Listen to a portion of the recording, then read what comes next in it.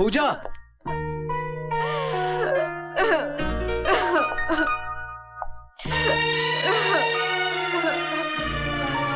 ए पूजा, अरे पगली, इसमें तेरा क्या कसूर था?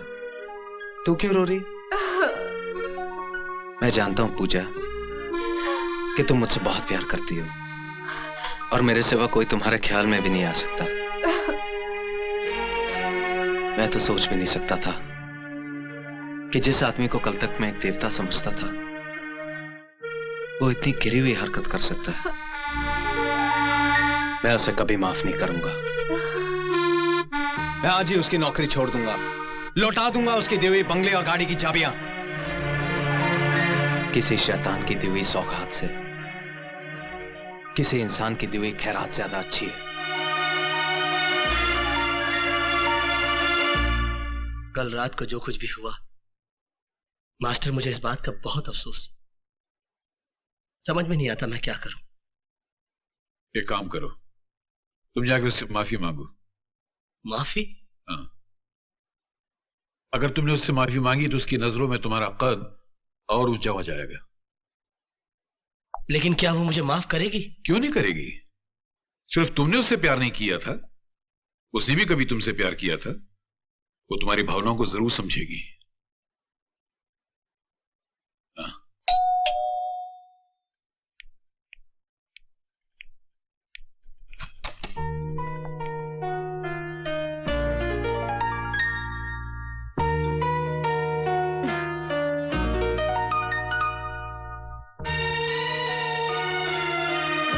कल रात जो कुछ भी हुआ मैं उसके लिए बहुत शर्मिंदा हूं।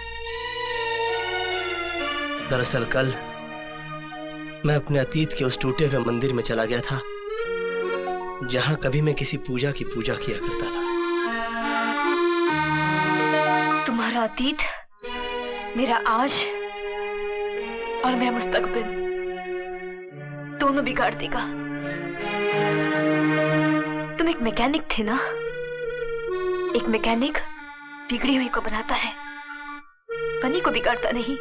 प्लीज मेरी गृहस्थी तबाह मत करना। पूजा, किस अतीत की बात कर रहे हो तुम? मुझे देखकर तुम्हें तुम्हारा अतीत याद आया? मेरी मांग का सिंदूर और गले का मंगलसूत्र, ये क्यों नहीं नजर आया तुम्हें? तुम ये क्यों भूल गए कि अब मैं तुम्हारी पूजा नहीं बल्कि किसी की पत्नी हूं? कल रात जो कुछ भी हुआ वो तुम्हारी ख्वाहिश थी। तुम्हारे अंदर आज भी मुझे पाने की हसरत जिंदा है। तुम मेरे पति, मेरे घर पर इसलिए मेहरबान हो ताकि उसकी आड़ में तुम मुझ तक पहुंच सको। लेकिन अब मैं तुम्हारी पहुंच से बहुत दूर हो चुकी हूँ। अब तुम मुझे इंसान तो दूर, देवता बनकर भी हासिल नहीं कर सकते। कभी नहीं, किसी भी जन्म में नहीं, किसी भी जन्म में नहीं, किसी भी जन्म में नहीं।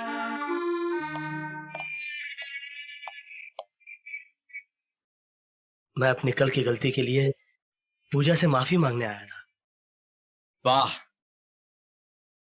माफी भी बहुत खूबसूरत बहाना है दूसरी मुलाकात का। मैंने अपना इस्तीफा और तुम्हारे दिए हुए बंगले और कार की चाबियां तुम्हारे दफ्तर में छोड़ दी हैं। मुझे उम्मीद है कि आज के बाद तुम मेरी बीवी की तरफ नहीं देखोगे। दीपक, तुम मुझे गलत समझ रहे हो।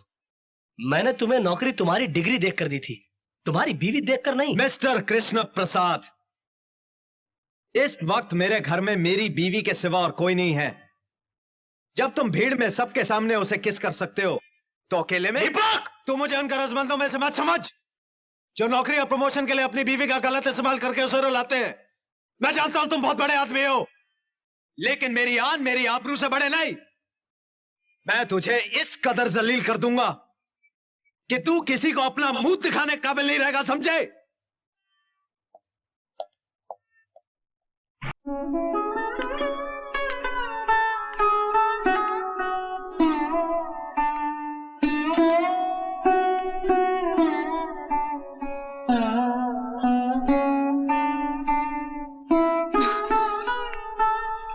बाबूजी, क्या कहा कृष्ण प्रसाद ने? अरे कहेगा क्या, वो खुद दीपक को छुड़ाएगा। आखिर वो भी तो किसी का बेटा है। वो भी तो समझता होगा कि बेटे पे हुए अन्याय बाप को किस तरह रुलाते हैं। उन्होंने कहा क्या बाबूजी? कहा ना वो छुड़ा देगा। बाबूजी, मेरे चेहरे पे घूंघट नहीं है। मैं आपकी आंखों में अपमान के आंसू देख रही हूँ। कोई ऐसी कड़वी बात अब सुनकर आए हैं जिसे कहते हुए आपकी जबान आपका साथ नहीं दे पा रही है। मुझे बताइए बाबूजी, पति के गम से ज्यादा गमगीन कोई बात नहीं हो सकती जिसे एक पति सुन ना सके। मेरी बात तो सुनो बहू। मैं आपकी बात समझ रही हूँ बाबूजी, मगर ये नहीं समझ पाई कि कृष्ण प्रसाद मेरे पति को छोड़ना नहीं चाहते या आप उसे छुड़ाना नहीं चाहते। हाँ, मैं छुड़ाना नहीं चाहता। कोई बाप अपनी बेटी की ऐसी रिहाई नहीं चाहेगा जिसके लिए उसे अपनी बहू के सम्मान को बेचना पड़े। बस बाबूजी, मुझे कृष्ण प्रसाद का संदेशा मिल गया। कृष्ण प्रसाद ने आपके बेटे की रिहाई के लिए बहू की जमानत मांगी है ना? नहीं बहू, तुम चौखट के बाहर कदम नहीं रखोगी। मेरा पति जेल में है बाबूजी। मैं मर्यादा के दायरे में खड़ी होकर अपने पति पे अत्याचार होते देख नहीं सकती। नहीं देख सकती, मैं नहीं देख सकती। बहू, बहू।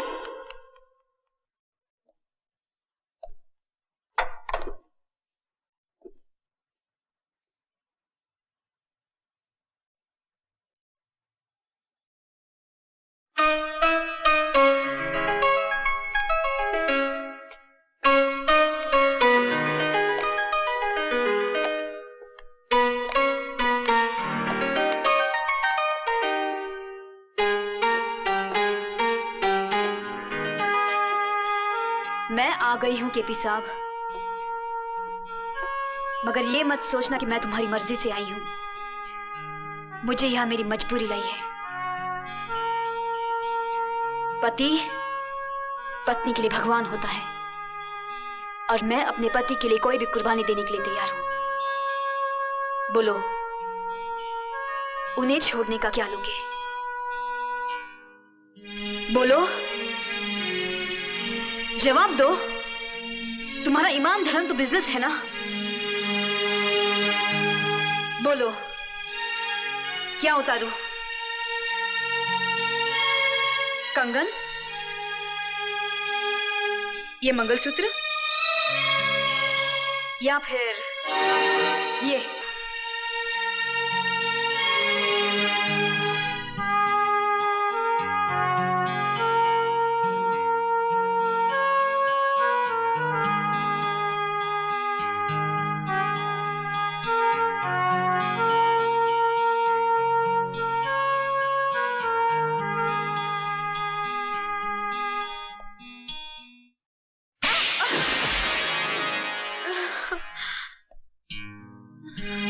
तुम क्या समझती हो मुझे तुम्हारे जिस्म की जरूरत है?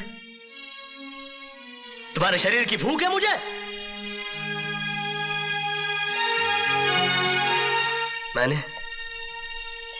मैंने कभी तुम्हारे जिस्म से नहीं, तुम्हारी आत्मा से प्यार किया। लेकिन तुमने मेरी कद्र नहीं की, मेरा इंतजार नहीं किया। मुझे किसी गुजरे हुए वक्त की तरह भुलाकर किसी और का हाथ थाम लिया।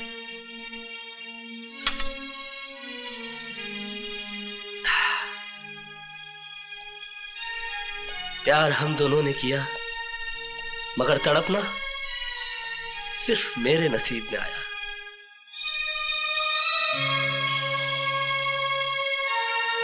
मेरा तुम्हारा नाता तो उसी दिन टूट गया जिस दिन तुम्हारी शादी हुई। मैं उस दिन तुम्हारे घर अपनी मोहब्बत का इजहार करने नहीं गया था, अपने दर्द, अपनी तड़प का हिसाब मांगने के लिए नहीं गया था, बल्कि उस रात पार्टी में हुई इस गलती की माफी मांगने के लिए गया था जो तुम्हारे जुदाई, तुम्हारे सोग में चोट खाए मेरे दिल के हाथों हो गई। लेकिन तुमने मेरे जज्बात को नहीं समझा, मुझे कोई गिरा हुआ या घटिया आदमी समझकर धिक्कार दिया। मैंने तुम्हारे साथ जो भी किया वो बदला लेने के लिए नहीं किया, बल्कि तुम्हें इस बात का एहसास दिलाने के लिए किया कि तुम जो सोच रहे हो वैसा नहीं है। मेरे मन में कोई खोट, कोई पाप नहीं है।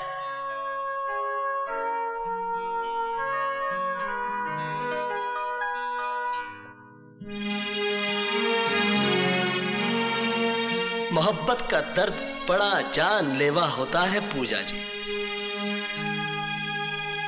मैंने तो तुम्हें माफ किया, मगर दोबारा कभी इंसान का जन्म मिले तो मोहब्बत जरा सोच समझ कर कीजिएगा।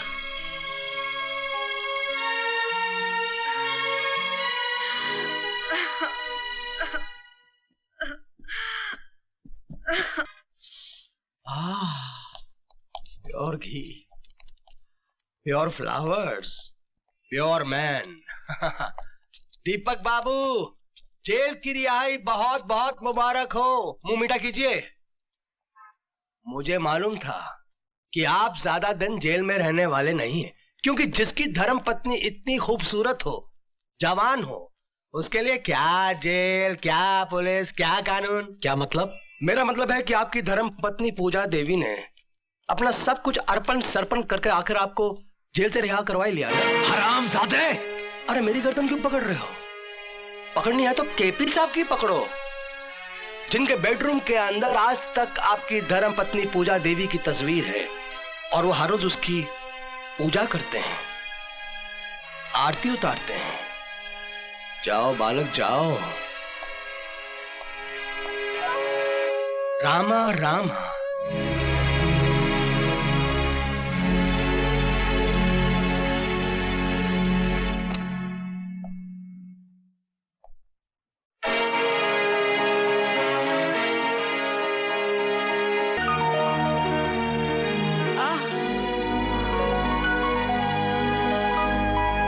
बेटे, राज को आंच नहीं, तेरी सच्चाई आखिर अपना रंग दे ही आज।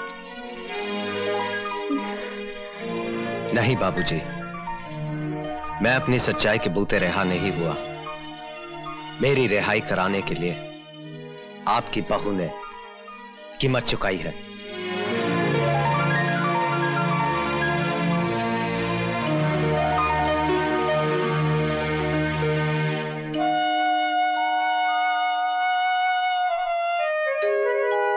तेरी आंखों में आंसू मेरी रिहाई के हैं या केपी से ना मिल पाने के दुख के? दुख के ही होंगे, क्योंकि तू कृष्ण प्रसाद से प्यार करती है। नहीं दीपक, ऐसा कुछ भी नहीं है, ये सब झूठ है। पहले मैं भी इस बात को झूठ समझता था, लेकिन जब उसके कमरे में मैंने तेरी तस्वीर देखी तो मैं समझ गया कि आखिर इतनी आसानी से मैं कैसे जेल से छूटा।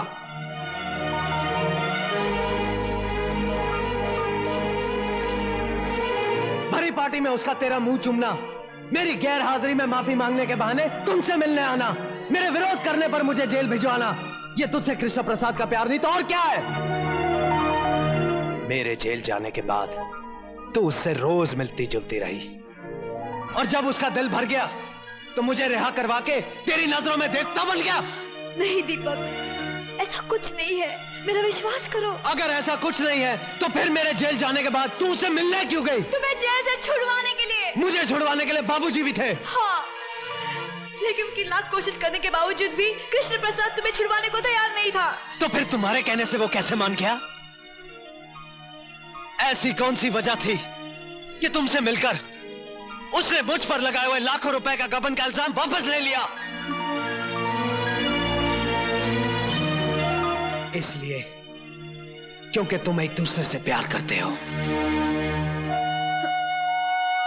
कृष्ण प्रसाद मेरा कुछ भी बिगाड़ नहीं सकता था, लेकिन तुमने तो कुछ बाकी ही नहीं रखा।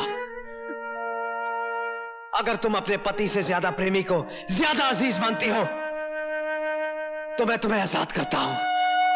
जाओ, कृष्ण प्रसाद से शादी कर लो। दीपक, तुम जानते हो कि तुम क्या कह रहे हो? अच्छी तरह जानता हूं। तुम कुछ नहीं जानते। जिस बात को तुमने सर उठाकर कह दिया, वो बात मैं ख्वाब में भी नहीं सोच सकती। दीपक, मैं तुम्हारी पत्नी हूं, मेरा विश्वास करो। तुम जैसा सोच रहे हो ऐसा कुछ भी नहीं है। मेरा विश्वास करो दीपक, मेरा विश्वास करो। अब तुम मुझे समझाने की कोशिश मत कर। दीपक बजाज किसी दूसरे का गरमाया हुआ कंबल नहीं ओढ़ता। औरत तो वो है जो अपने पति के विश्वास को जिंदा रखने के लिए मर जाए। पति की गैर हाजिरी में किसी प्रेमी का कॉल पूरा करने वाली औरत पत्नी नहीं, कुल्टा होती है। और कोई मर्द किसी कुल्टा के मांग में अपने नाम का सिंदूर बर्दाश्त नहीं कर सकता।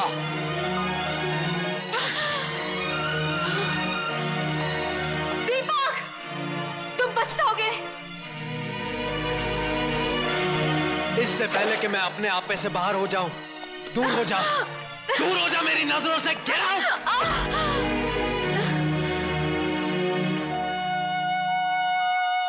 दीपक, औरत उस वक्त तक सीता सावित्री होती है जब तक उसका पति राम और सत्यवान होता है। जिस दिन ये मर्यादा टूटती है ना, औरत एक ऐसा उलझा हुआ सवाल बन जाती है जिसे कोई मर्द सुलझा नहीं सकता।